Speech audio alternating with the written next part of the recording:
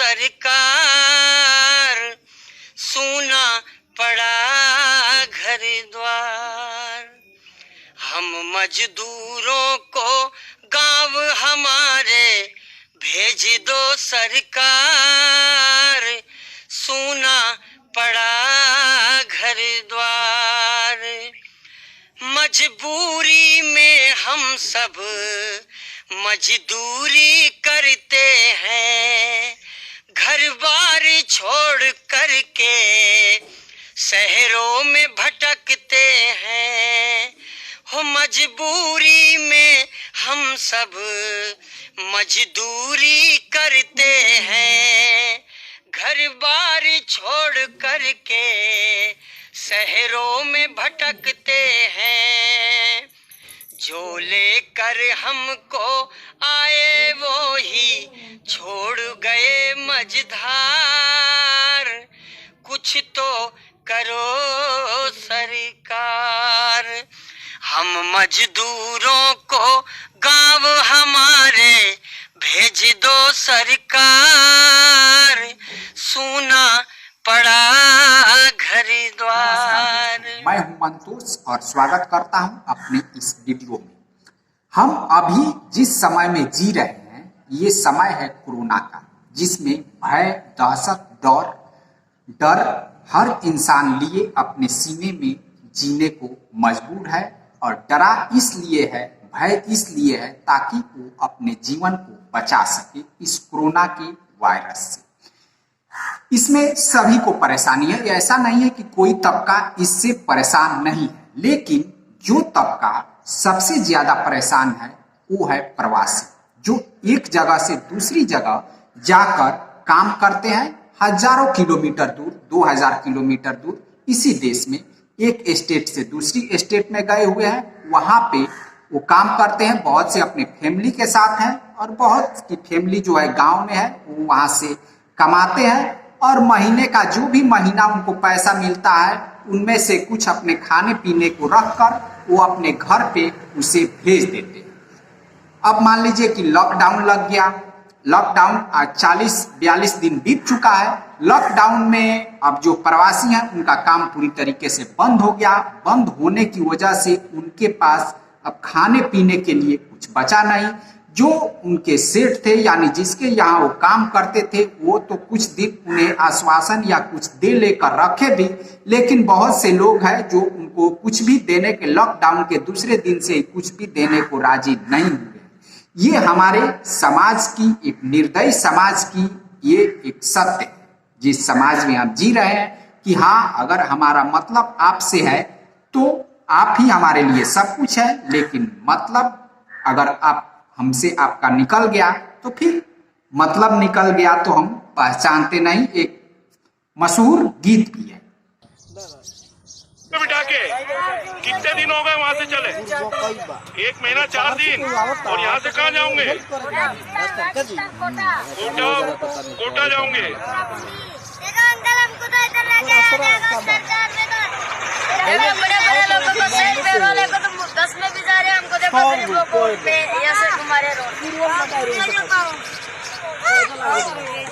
तीरथ हो गई माँ, तीरथ हो गई पूरी।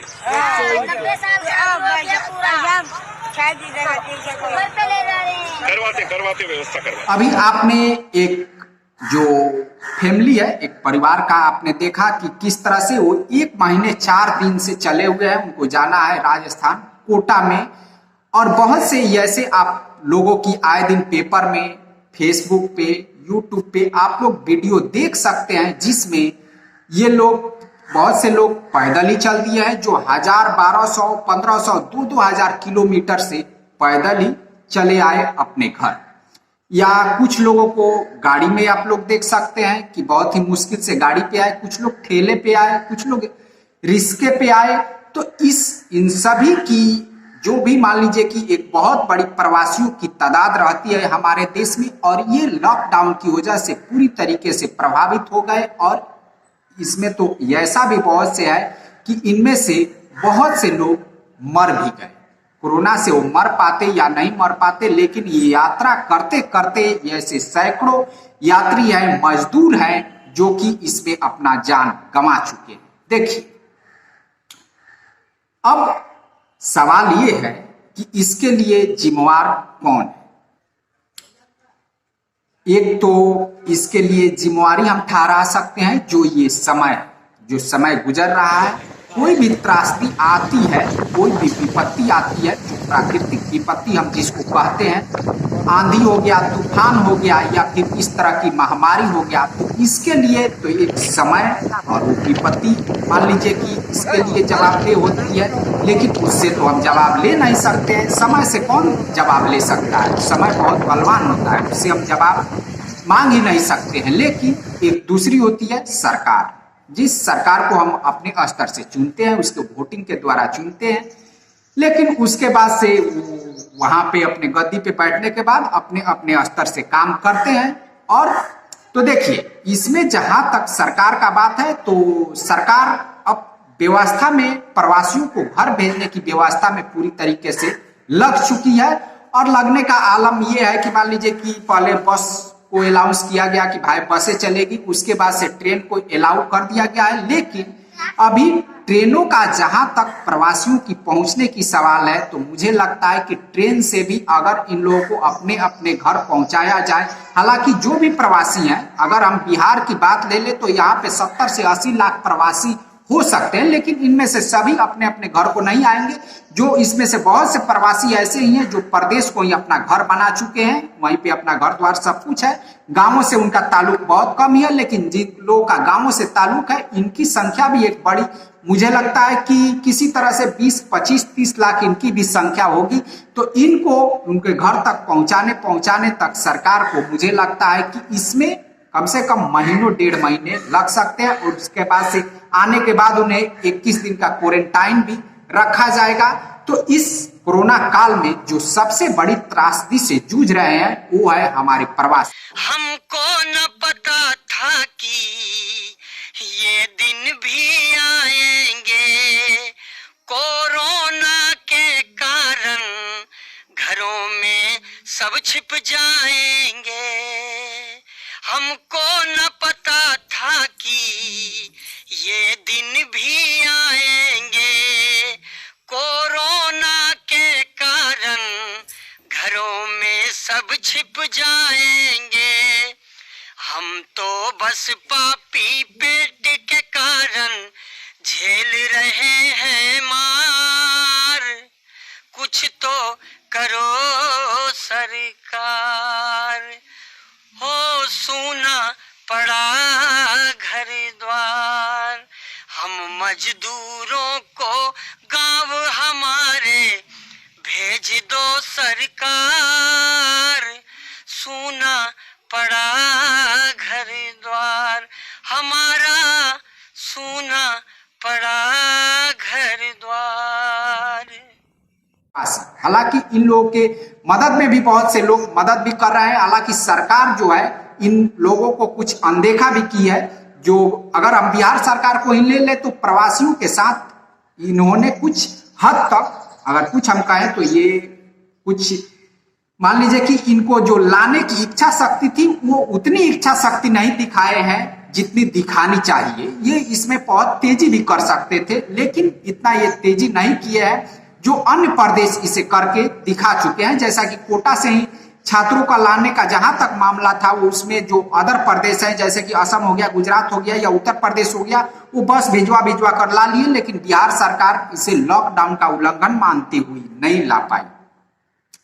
तो ये एक तरह से अगर हम कहें तो ये बिहारियों का दुर्भाग्य, जो बिहारी प्रवासी हैं उनका एक दुर्भाग्य ही है कि मान लीजिए कि ये सरकार पता नहीं क्या सोचती है। हालांकि हाल के दिनों में ही अब उसे इलेक्शन से गुजरना होगा, और प्रवासियों की जो भी भड़काऊ, मान लीजिए कि जो सोशल मीडिया पे हम देख रहे हैं, एक बड़ा ही हार्डलाइनर प्रवासी बन गए हैं बिहार सरकार के प्रति। तो अब देखने वाली बात होगी कि मान लीजिए कि ये जो प्रवासियों का ऊंट है, जो जनमत है, वो किस करवट बैठता है। तो ये बहुत ही निर्णायक होगा जो हमारी सरकार है इसके लिए। तो इससे बहुत ही ज्यादा जो है प्रवासी इससे प्रभावित हुए हैं, और इससे बहुत ज्यादा दिकदारी उनको उठाना पड़ा है। और यहाँ तक बहुत से मजदूर ये भी कह रहे हैं कि हम अपने घर बिहार आने के बाद अब हम परदेशों में नहीं जाएंगे, यहाँ पे जो कुछ भी होगा हम मजदूरी करेंगे लेकिन परदेश में हम नहीं जाएंगे, हम अपने घर को ही हम अपना कर्म भूमि बनाएंगे और परदेश में हम नहीं जाएंगे। लेकिन यहाँ पे जो है, यहाँ पे इतने संसाधन नहीं है बिहार में, और नहीं जो सरकार है वो इच्छा रखती है इन सभी को यहाँ पे रोजगार दिलाने की। लाखों लाख लोगों की ये तो मांग बहुत दिनों से उठ रही है।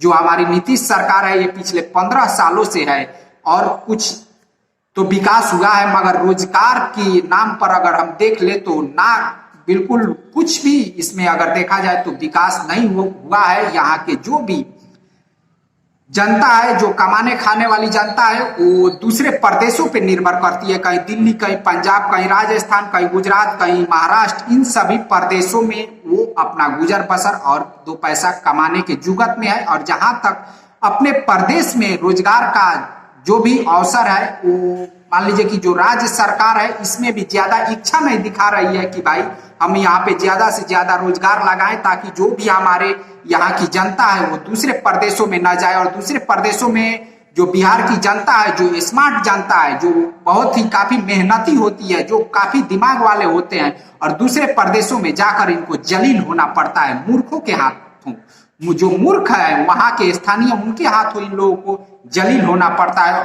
तो इस सभी जो भी दृश्य है प्रवासियों का, इसके लिए कहीं ना कहीं यहाँ की जो राज्य सरकार है, ये अभी से ही नहीं, मैं जो शुरू से ही राज्य सरकार है, आज से 30 साल, 40 साल, 50 सालों से ये सिलसिला चला आ रहा है। जो यहाँ की जो भी सरकार आई वो बस अपना राज की और अपने अपने तरह से लूटे और फिर चलते बने। उनको न यहाँ की जनता से कोई खास ताल्लुक रहा और न ही यहाँ की परिस्थितियों से उनका खास ताल्लुक रहा। बस अपना अपना कभी बैकवर्ड फॉरवर्ड किए तो कभी हिंदू मुस्लिम किए, इस तरह की जाति के आधार पर पूरे बिहार को बांटते हुए और अपना अपना समय निकाले, शासन किए, कुर्सी संभाली और फिर चलते बने। और जो यहाँ की जनता है वो त्रासदी, प्यास, भूख इस तरह से आज भी जूझ रही है और परिस्थिति में कोई खास बदलाव नहीं है। जो हमारे सुशासन बाबू हैं नीतीश कुमार, ये भी पिछले 15 सालों से यहाँ पे शासन कर रहे हैं, लेकिन रोजगार के नाम पे इनको अगर अंक दिया जाए तो पूरी तरीके से शून्य होगा। तो आज भी जो हमारे बिहारी है, जो हमारे बिहारी मजदूर है, जो प्रदेशों में जाकर अपने कर्म भूमि बनाए हुए हैं, लेकिन यहाँ की सरकार अगर चाहती तो उन लोगों की कर्म भूमि अपने घर में ही उन लोगों को रोजगार देकर बनवा सकती थी। लेकिन शायद जो पिछली सरकारें हैं वो भी इसमें इच्छा नहीं रखी, और जो आज की सरकारें हैं ये भी इच्छा नहीं रखती है। लेकिन जो प्रवासियों की डिमांड है अब ये प्रबल होती नजर आ रही है कि हमें घर में ही रोजगार दिया जाए।